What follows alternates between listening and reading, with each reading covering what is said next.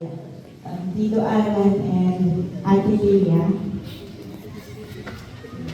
Tita Nanet started to extend her blessings to our family in year 2018.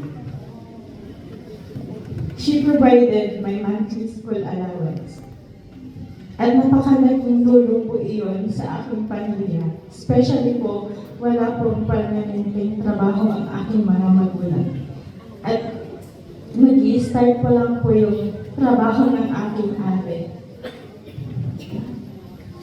Hindi man po kami nagkita ng personal, hindi iyon naging hadlang para maiparamdam at maipakita niya ang kabutihan at pagmamahal niya.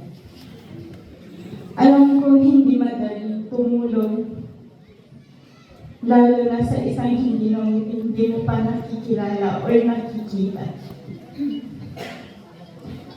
Pero pinakita niya po sa akin ang tunay na malasakit ay walang hinihintay na kapalit. Kamag-anak man o hindi. For every challenge I faced in my studies, for every struggle I overcame, Tita Nanet is one of my inspiration to keep going.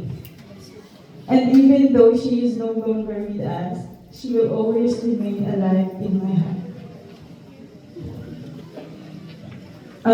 Madam at intern ko, EJ, Estebanan National High School. Then, kunada,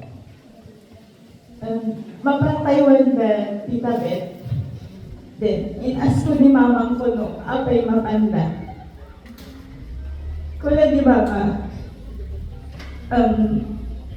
magigal na ni Tita Nanet mo, kula.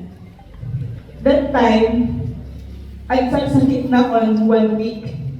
Awan turog ko, gabot, kinaubra, ipaubra na lesson plan, lesson plan, agdemo at pinagigatan, PPP. Kaya ko't abubra, nyamaan ko nga makutigil ang top ko kasi malit bagbagit. Then timawag ni ate ko, kulanaan niya. Kim, awan ni Tita Nanet eh. Timagdal na, ngas dagos kakabsa. Kuna, kailangan nga ipalpas ang hingalan sa plan ko. Tapos gasta, maging proud ka niya ni Tita Nanet. Graduating na ilang kakabsa. Gapuy titulong ni Tita Nanet, Tito Alan, Ate Leah, magungunod ko ng kakabsat. Iti makapagtapos, iti pinagbasa. Bidya lang, iti pagyawalan, iti family.